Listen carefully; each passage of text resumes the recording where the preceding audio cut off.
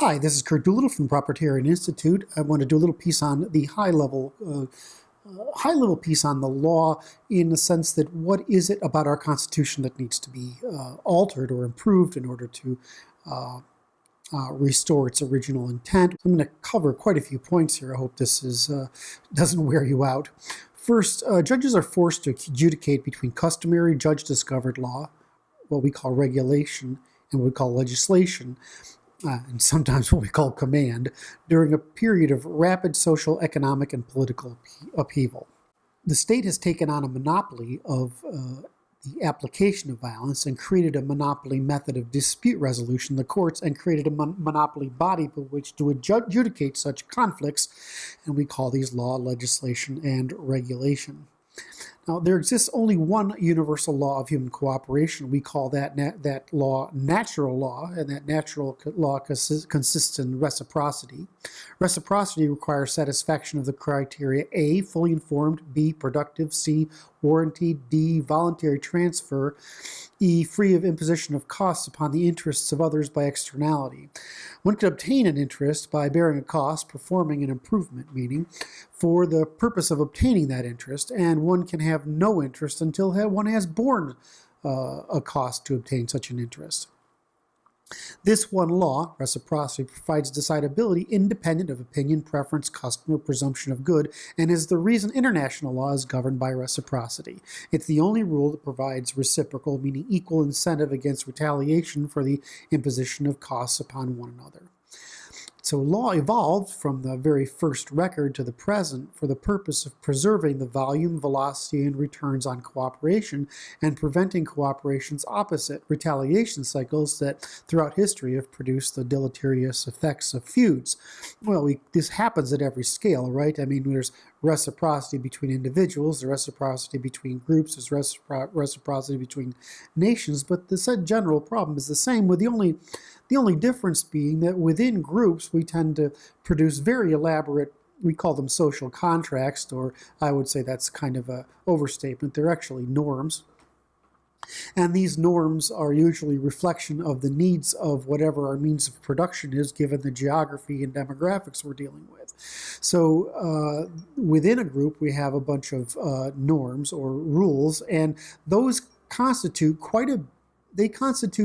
a set of recommendations or orders that we generally adhere to, and then the law resolves disputes within them. So while interpersonally and intergrouped internationally, we are very strict with reciprocity, when it comes down to social matters or political matters, it's this elaborate network of norms and all the contractual exchanges that have to be weighed within them.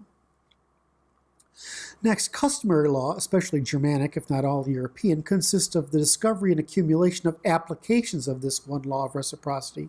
We call it tort law.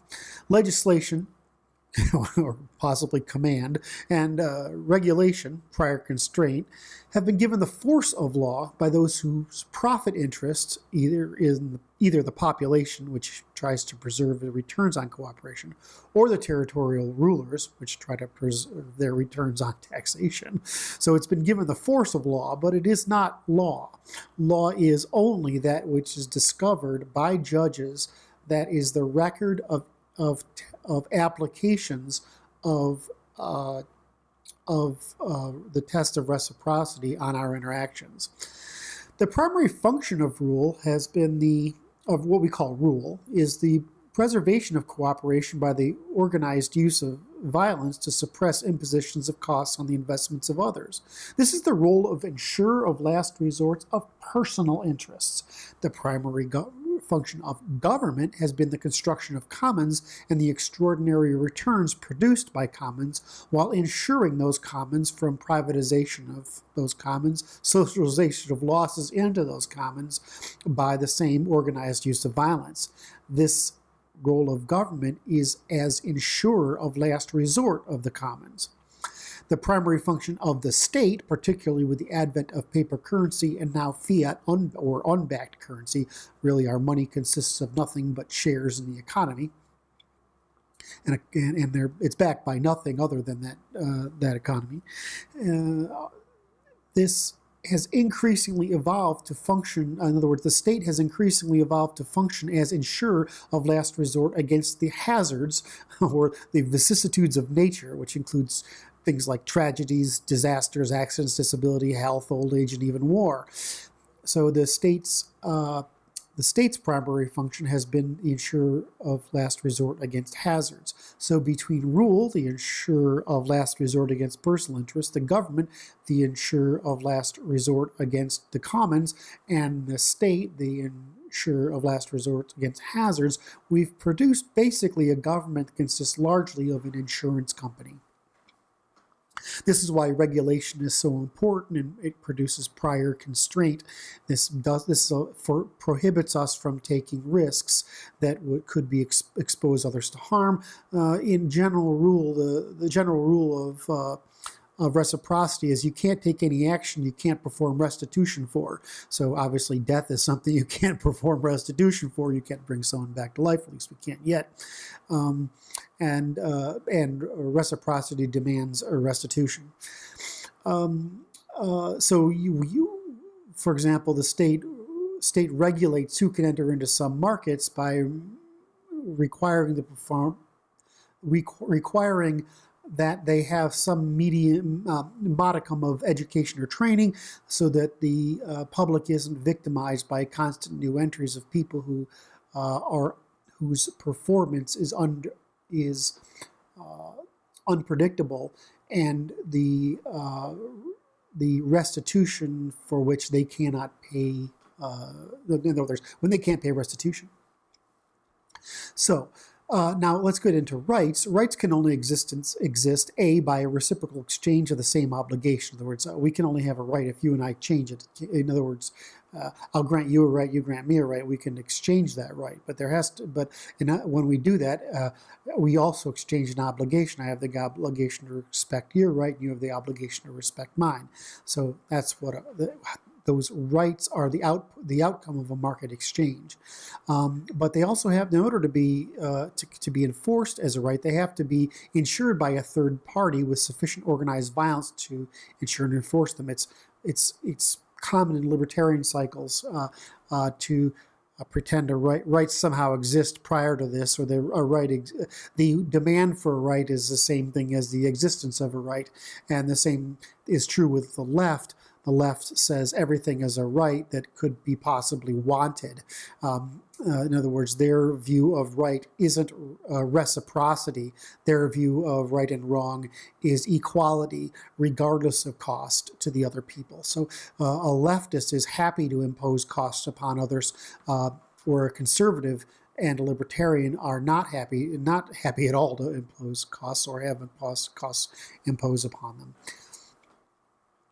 Now, human rights consist of ambitions that we demand from governments of states in order to tolerate their retention of a monopoly of control over territory and the people. In other words, in the post-war period, we have granted other states sovereignty on the condition that they work to produce human rights.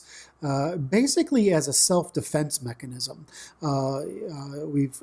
They exist as a post-war attempt to constrain governments to improving their territory, people, and assets by market means without imposition of cost upon their neighbors. I mean, most of the agrarian era, the only way you can improve your condition is by expanding your territorial holdings, and therefore the control over the direction of proceeds from production. What we've done since the First World War, and the idea in the First and Second World War is, well, let's never do this again. Let's hold people. Let's get together states, so we hold other states accountable for acting within their borders, and that's the means by which we let them govern. And unfortunately, the United States is the world's enforcer of this, and throws out these wonderful carrots such as self-determination and human rights, without saying, well, if you enact a government that violates these rights, we're going to punish you for having made that decision. So that we don't talk about the stick, unfortunately, and that's really been the concern, because communism was an expansion of the left's method of imposing costs on other people, rather than an expansion of the market, which we have struggled to rebuild between the fall of the ancient world civilizations and the rise of modernity. Now, human rights, as I said, consist of demands for the states. These exist but the Universal Declaration of Human Rights contains a few provisions that were necessary at the time to exchange the signatures of the then communist states. Those states, the communist states, didn't assert natural rights of reciprocity. They asserted the negation of those rights and asserted positive rights instead. So you'll find the last, I think it's 3 clauses of the International Declaration of Human Rights are basically forcible communist additions. Well, they can't be rights and they can't be imposed, so they're just merely ambitions that we would hope to search for. Where was I going to this? So the Universal Declaration of Human Rights contains a few provisions that were necessary to obtain those signatures that asserted positive rights, obligations to provide for one another without constraint on the reproduction that exhausts the ability to provide for others and therefore results in gradual dysgenic decline. And as we reverse thousands of years of upward redistribution of reproduction back down to the underclasses, who are now not able to produce sufficient market goods. In other words, we've gone down to the bottom and we've taken them off the farm, and their subsistence living, and we've also put them in a position where they're no longer able to produce anything of any market goods because they have not the skills or frankly the abilities to produce goods services and information to compete in the market. Our American Constitution persisted the original Anglo-Saxon, Germanic, Proto-Germanic, and I suspect Proto-Indo-European Proto-Indo-European law of sovereignty, that sovereign men were limited to acts of reciprocity and licensed any and all government or leaders. The idea of government is a relatively new thing as we understand it, but they licensed rulers to act in their interest, to preserve their sovereignty. The original text of the Constitution actually being life, liberty, and property. I'm not quite sure why that was changed. I know when it was changed, but I don't know the debate behind why. Unfortunately, at the time that the Constitution was written, the techniques of formal logic, strict construction from first principles weren't really known. That's really an artifact of the experiment with logic in the 20th century. There are pretty strict constructions. If you look all the way back to Spinoza, he does a wonderful job, and of course Kant does a fairly good job. But law hadn't been yet reduced to a formal logic at that time. So strict construction wasn't possible, but we're no longer limited as they were. We know those things, and we know the first principle of reciprocity. So there's no reason any and every law can't be constructed formally from the natural law of reciprocity, producing a complete, consistent, and easily falsifiable body of adjudicatable law. There's no reason any and every act of legislation, which really should be considered a contract, and every act of regulation cannot also be constructed from the first principle, strictly constructed from the first principle and of reciprocity. The principal difference under such formal construction is that the one law of reciprocity and the discovered application of the one law and regulation to limit hazards of those actions upon restitution and the contracts for the production of commons would be all consistent, and as such the government could only issue contracts under law, not edicts above that law. And if we had this strict construction, you would find that not only would judges not need to interpret the law, they could specifically say why the law did or didn't cover it.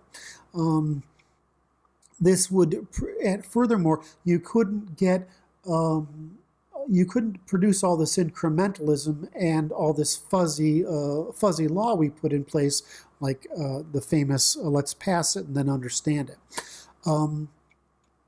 This would really destroy the left's ability to usurp power by democratic and legislative means, and it would further destroy the left's ability to continue to undermine our natural law, Constitution, by forcing decisions into the judiciary. Well, at least part of it. The rest of it's going to come the rest of it I'll explain in a minute. Now, to give some background, the uniqueness of Western civilization is reducible to A, a militia that constitutes the shareholders, B, the individual sovereignty of those shareholders, C, the demand for truth, duty, and reciprocity from one another in mutual insurance of our sovereignty, and D, the dependence upon a jury of those sovereign peers for adjudication of the differences, with judge as the referee. What you hear here is a bunch of equality, really. And sovereignty results in the necessity of markets for association, cooperation, reproduction, production, commons, and polities. And lastly, score F, such markets adjudicated by the law of the court adapt to change faster than all other methods of human organization. And G, it's this rapidity of adaptation and resulting insulation from corruption and rent-seeking that made the West not develop first, but develop faster than the rest of the civilizations in both the ancient world and the modern.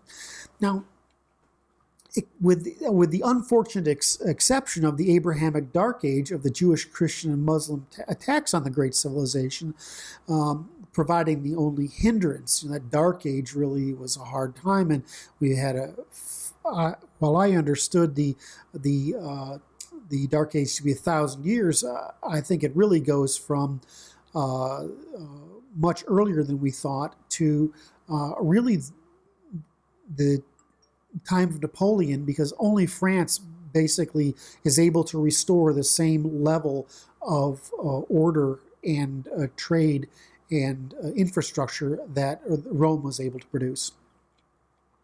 Now, however, once during the Dark Ages, finally it took the North Sea trade reestablishment. In other words, there was always a trade route from the north of Italy across the continent and somewhat around the continent.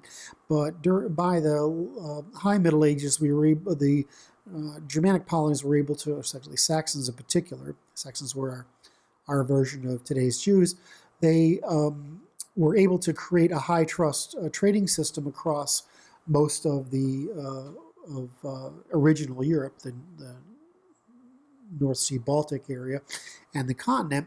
And then when the Atlantic opened up during the Age of Sail, this brought even more wealth and somewhat put the emphasis back on the emphasis of growth and innovation back on the seagoing powers, and delayed and held static for a while the Germanic expansion that had really brought about the restoration of commerce in Europe.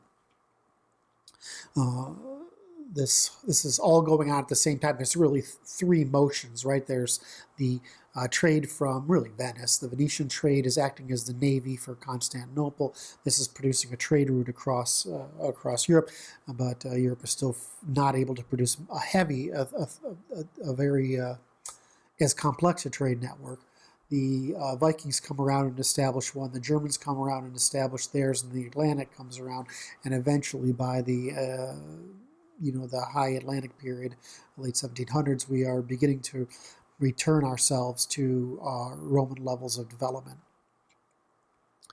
So I want to point out that, or make a note that the West had fertile lands and forests, but no flood river valleys. And when you get a flood river valley, you can concentrate production. You can around that flood river valley. You can basically build it around your infrastructure is your means of irrigation, and because of that means of irrigation, the control of the irrigation, and the adjudication of that irrigation, you can put together taxation upon the production of those in a very very easy. Basically, you have a concentrated means of production that can be taxed.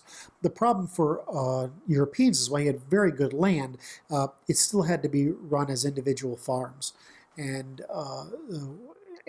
this is particularly true because the winters are fairly hard, and so while you can bring in slaves, there's you don't have the luxury of warm weather to hold people, or as many seasons of harvest to hold people over. This is why people used to talk about Egypt, because it's a place where there was food.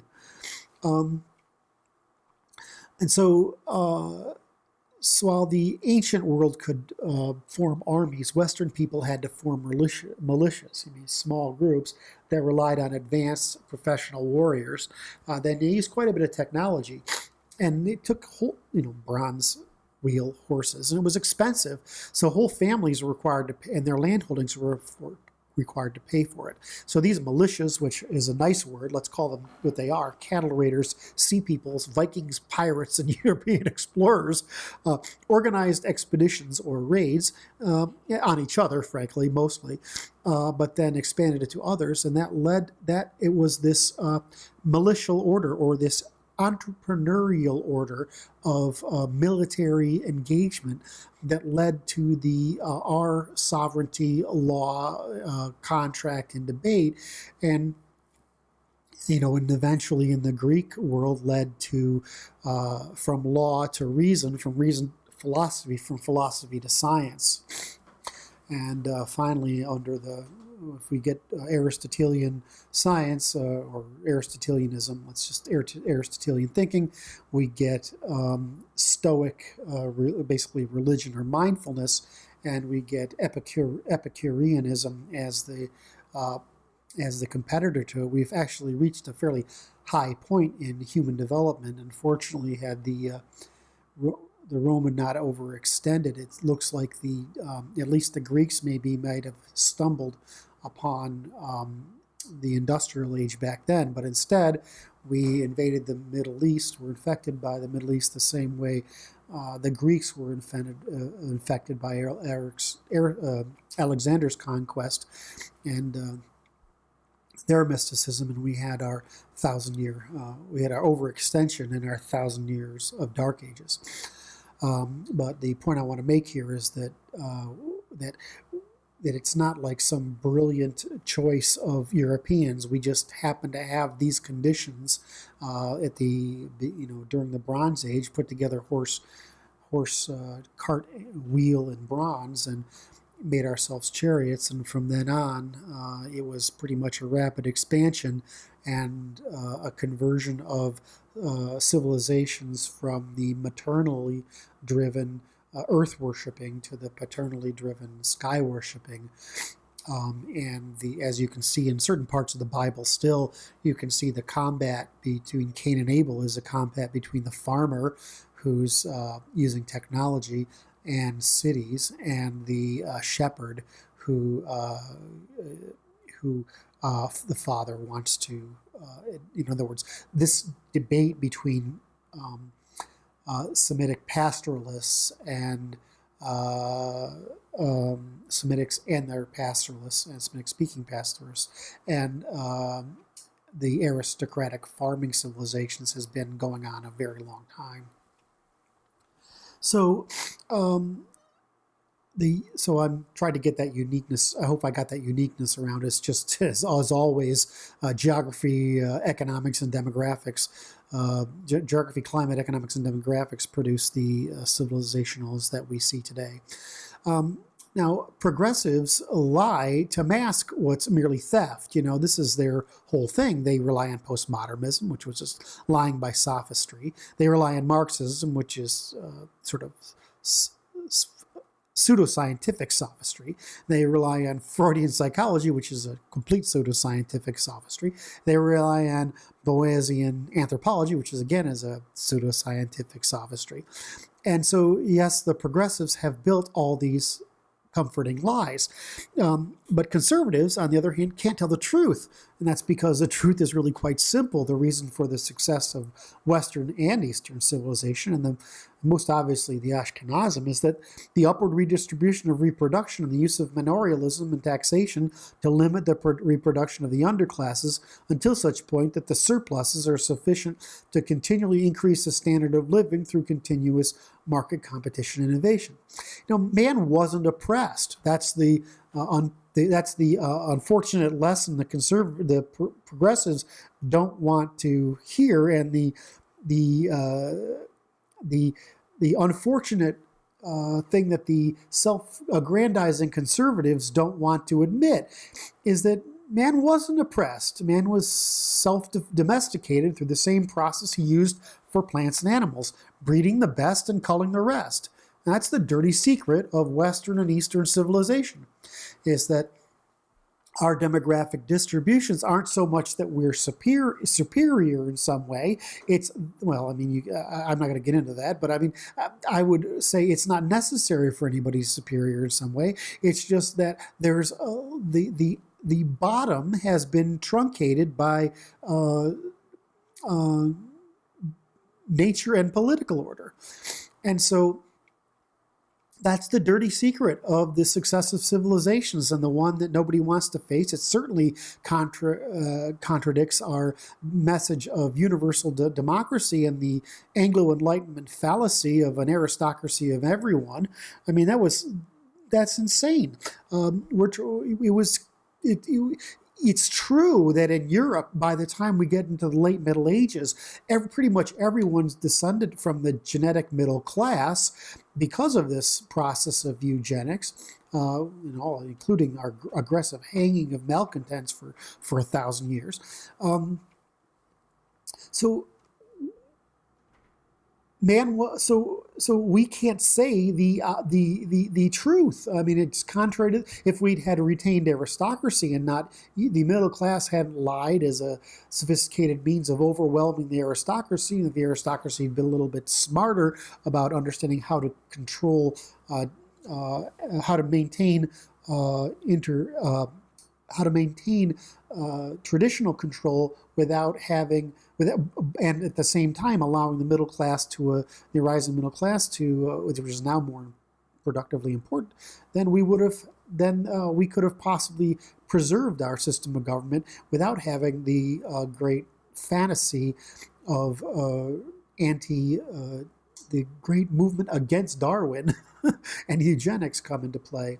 So what's happening now is that we have genetics, and we have the evidence of democracy, we have the result of the world and the carrying capacity of the world, and this is at least some people understand this. The Chinese certainly understand it because they're facing it at home, and so they've been acting on it at home. Because really China is just a skinny, sort of like California, a strip of green along a desert. And so they've been working on it, but in the West we're still utopian, possibly because we are consuming this wonderful pair of continents, or 3 continents we've discovered. So again, sovereignty.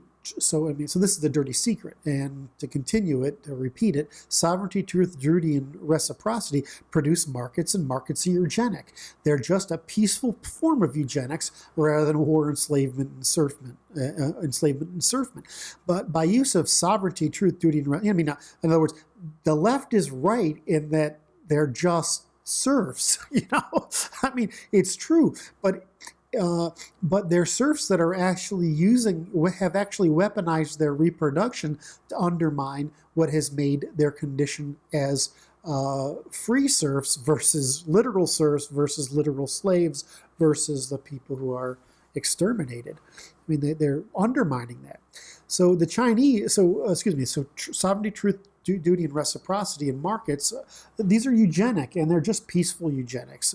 By the use of sovereignty, truth, duty, reciprocity markets, Western man in both the ancient world and the modern has just dragged humanity kicking and screaming out of ignorance, superstition, hard labor, poverty, starvation, infant mortality, early death, disease, the vicissitudes of nature, and just about every harm that can come to it, because we have built these wonderful markets that are productive enough that states can act as insurers of last resort against most of these things.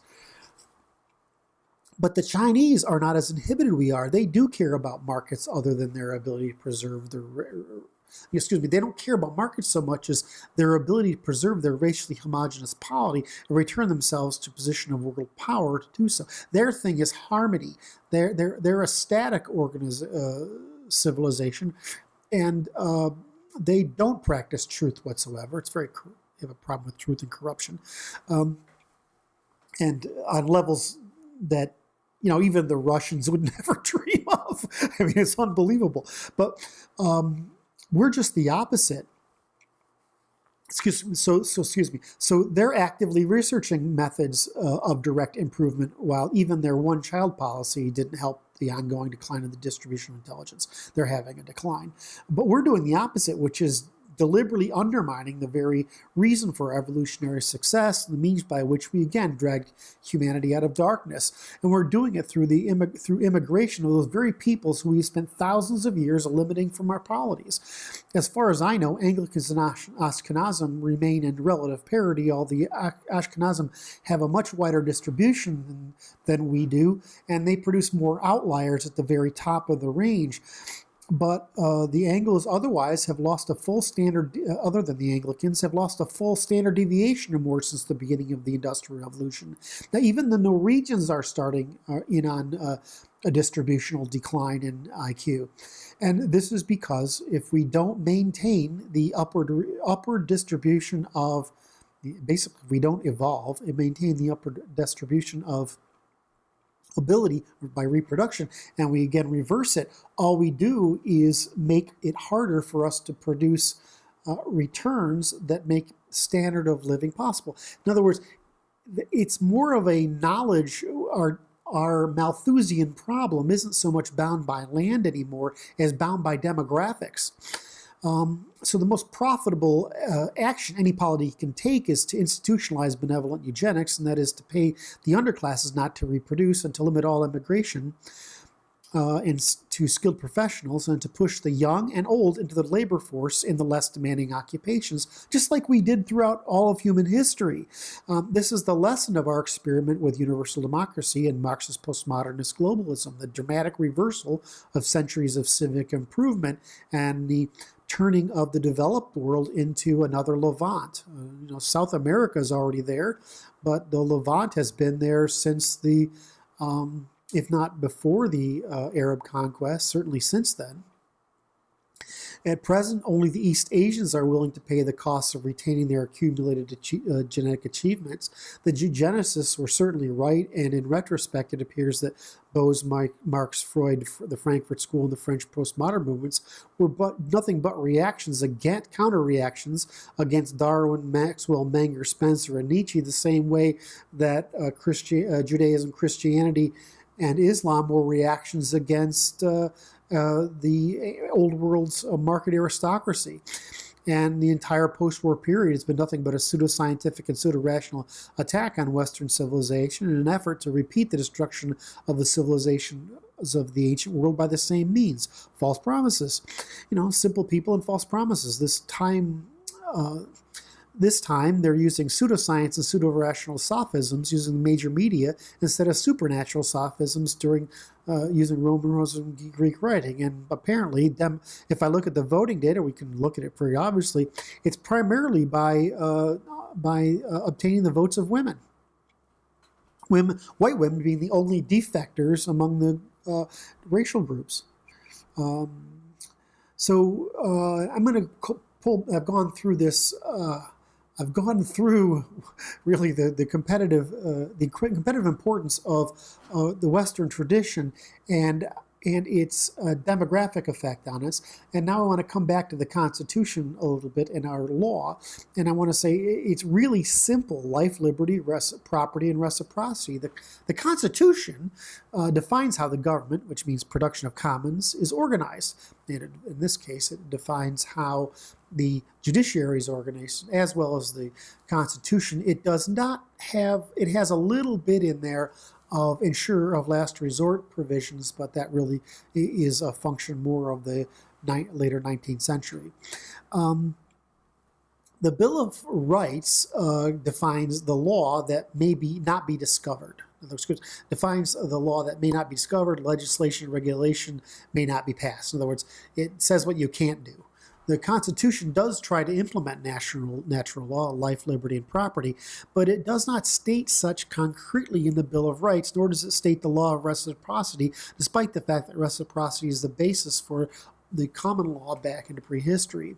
Now, we could quite easily reorganize the Constitution of life, meaning existence, liberty, meaning action, and property, meaning things, and reciprocity, meaning volition, and then tie every one of the articles and amendments back to these three, reciprocity, the three dimensions of its demonstration. This set of three rights, existence, action, and possession, and the single law of reciprocity are very simple criteria which any constitution can be strictly constructed from. Now, we run into the problem of originalism and textualism. Now, originalism requires that the legislature alter the law and that the court not alter the law, only reject bad law. And the Constitution was an attempt to codify that natural law of reciprocity, and our natural law has been basically of reciprocity or tort has been around for 3,500 years. The weakness of our system of government is there's no requirement that a law pass the court before it's enacted. In other words, there's no gate, legislative gate, there's no juridical gate to legislature. In the British system, they retained the House of Lords pretty much as a gate on the constitutionality of their system, and then enacted the natural law. And at this point, they've probably followed our bad example and gotten rid of it. But at present, there's no requirement that a law pass the court before it's enacted. In other words, there's no requirement that it pass judicial scrutiny. This is not Rome in particular was very interesting in how they did this with, basically prophets of the law. And there's no way for a court to compel the state to repair a law. Compel the state, meaning the legislature, to repair a law other than to invalidate a provision or all of it. And the statement of natural law of reciprocity, original textualism, and strict construction from natural law of reciprocity were just not stated as part of the document, and so law could not be logically consistent, or we would say, because law is actionable, it can't be algorithmic, and it couldn't be algorithmic. Wherein the truth is that these confusions wouldn't be necessary if we had a clearer statement in formal language in the Constitution originally. Now, we really have these three documents, right? So I'm going to go over that next. So what is the proper method for the Supreme Court's decisions? For example, here's a quote, is that the constitutional doctrine of separation of powers mandates the judges anchor their analysis to the text as reasonably understood by the people at the time. That leads to a violation of reciprocity, meaning natural law. If that leads to a violation of reciprocity, natural law, then the proper avenue for redress is to amend the Constitution so the text better codifies reciprocity, natural law. Now, I assume the minority of strict jurists assume that the founding documents consist of the Declaration, Constitution, of Bill of Rights. And that's because you actually have to have all three of them in order to put together the argument. I would argue that you need the three of them and the Federalist Papers. Without the three of them in the Federalist Papers, it's very hard to, our Constitution is not strictly enough constructed. It's a reasonable document, but not a logical document in the sense that it's reasonably consistent. It's not a constructivist document, and that it's formally constructed. So, where was I? Assume the minority structures consider the Constitution, the Declaration, and the Bill of Rights. And if clarity of original intent is required, then we resort to the Federalist Papers or the notes of the proceeds of the debate.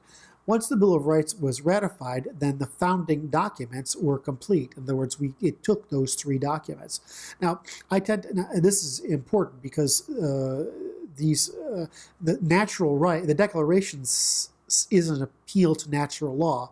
The Constitution describes the organization of the government, and the Bill of Rights attempts to codify and enumerate those violations of natural law. The problem is they don't state the positive. In other words, it doesn't say all law shall. So unfortunately, first, reciprocity isn't specifically stated as the first rule of natural law. Second, there is no requirement that the judiciary certify the constitutionality of legislation, and instead all legislation ascends until falsified by the court. In other words, the market has to test the legislation. If conflicts arise, the court corrects the legislation. This is the issue. This approach continues the no prior restraint of the Anglo-Saxon Germanic law versus the prior restraint of continental, meaning French and Roman law. And this is yet another example of markets and everything. The difference between American and Anglo law and continental law is largely this difference in prior constraint on the continent and post-resolution in Anglo law. In other words, we're a more permissive and experimental law, and we resolve conflicts. This is a more experimental way of working world, and the continent is more conservative. Okay, it's more provincial. Worse, without specifying reciprocity, there's no means by which the initial rights can be limited, and therefore no means by which the court can limit the grant of rights rather than permissions and obligations. Worse, there are no means by which the court can return the legislation to the legislature and demand correction. There are no means by which the court can suggest corrections or amendments to rectify the deficiency and return it to the legislature. As such, the court must, and the president must choose line item veto, so to speak, or to veto the entire piece of legislation, so that's what the court does. Worse, the court members use different criteria for determining the power of the legislature. And first, we have the rule of law, which is the substantive version, in which the legislature and people may only act in concert with natural law. That's my view. There's rule of law, which is the formalist interpretation, which the legislature can do what it wants, which tends to be the more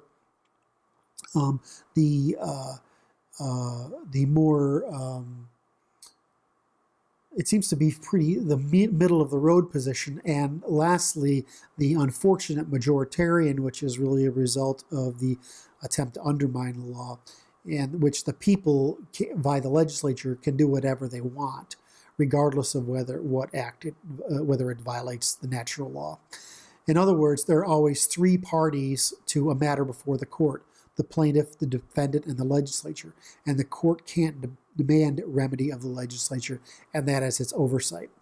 All right, now I've gone on for 40 minutes, and I've tried to cover the very high-level problems with the structure of our law, in that the origins of it, the result of it as a eugenic system, and the moral outcome of that eugenic system, and the weakness of the the insufficiently formal construction of the Constitution, and the primary means by which our constitutional process fails, which is that we have a lack of clarity in what the limits of the people and the legislature are, and we have a lack of clarity on how to fix the problem of regulation, legislation, and even findings of law that are undecidable. And there's no means of correcting them because bad law can get out there, get institutionalized. There's a wonderful quote which I'm trying to recall relatively quickly, which is that science evolves with the death of the people who held the last paradigm, and bad laws tend to be immortal. So my other view would be that just as all contracts must have an expiration date, and it can only be so far in the future, all legislation and regulation which must have an expiration date, which can only be so far in the future. It's this dependence on traditional law without articulating the formal construction of that law as reciprocity that makes it possible, that gives extended life to the problem of old laws. In other words, nobody takes the effort to go back and get rid of old laws, and nobody takes the effort of going through laws and actively saying this needs to be taken before the court and resolved, because there's just no process for doing it. Anyway,